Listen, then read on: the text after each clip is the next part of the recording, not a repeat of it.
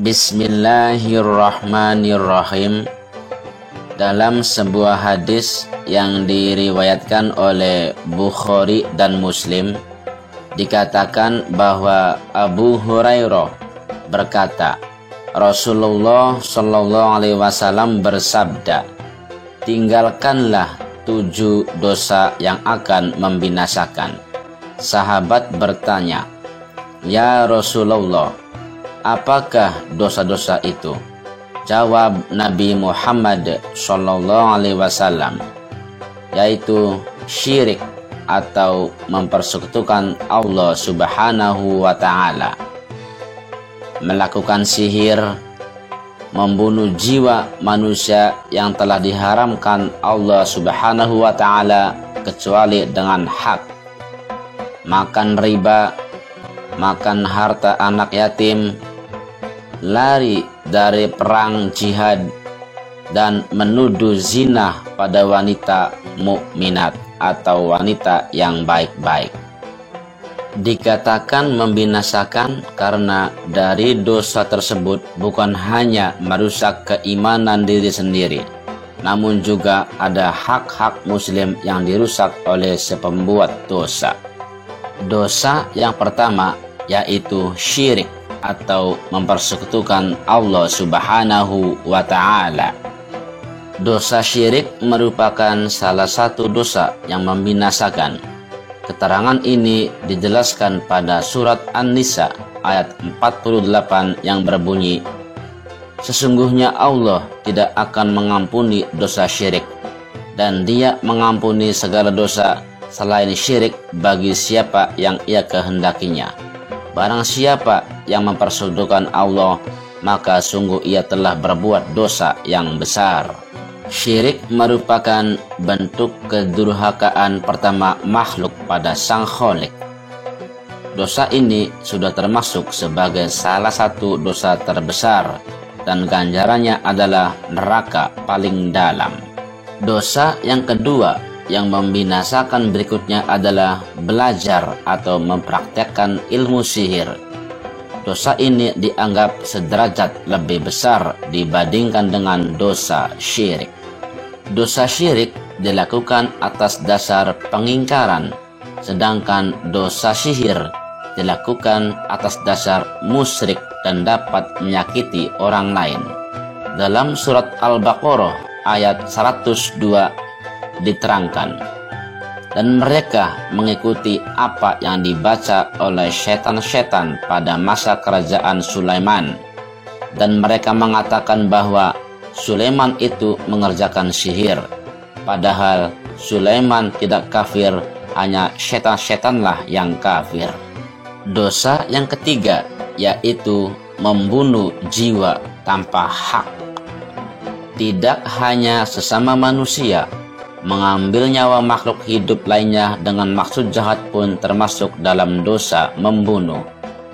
Pada surat Ali Imran ayat 21 tertulis, sesungguhnya orang-orang yang kafir terhadap ayat-ayat Allah dan membunuh para nabi yang tidak dibenarkan dan membunuh orang-orang yang menyuruh manusia berbuat adil, maka gembirakanlah bahwa mereka akan menerima siksa yang sangat pedih.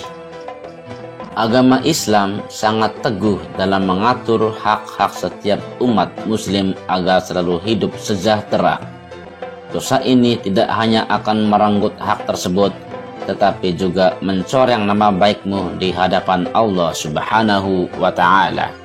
Dosa yang keempat yaitu melakukan riba atau memakan harta riba. Riba termasuk dosa yang membinasakan karena dapat menyakiti orang lain. Allah Subhanahu wa Ta'ala berfirman, hai orang-orang yang beriman, bertakwalah pada Allah dan tinggalkanlah sisa riba jika kamu orang-orang yang beriman. Surat Al-Baqarah ayat 278. Dosa ini berlipat ganda bila dilakukan pada orang-orang yang lebih membutuhkan dari kita. Dosa yang kelima yaitu memakan harta anak yatim. Dalam surat An-Nisa ayat 2 diterangkan, Dan berikanlah kepada anak-anak yatim yang sudah baligh harta di antara mereka. Jangan kamu menukar yang baik dengan yang buruk, dan jangan kamu makan harta mereka bersama hartamu. Sesungguhnya tindakan-tindakan menukar atau memakan itu adalah dosa yang sangat besar.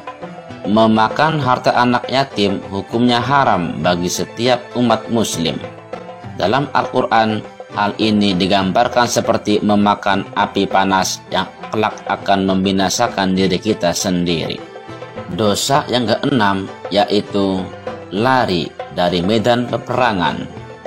Hal ini dijelaskan di surat Al-Anfal ayat 15 yang berbunyi, "Hai orang-orang yang beriman, apabila kamu bertemu dengan orang-orang kafir yang sedang menyerangmu, maka janganlah kamu membelakangi mereka atau mundur." Menurut firman Allah Subhanahu wa Ta'ala, lari dari peperangan diibaratkan seperti berjuang di jalan Allah, namun lari karena takut mati. Dosa yang ketujuh yaitu menuduh wanita mukmin berbuat zina.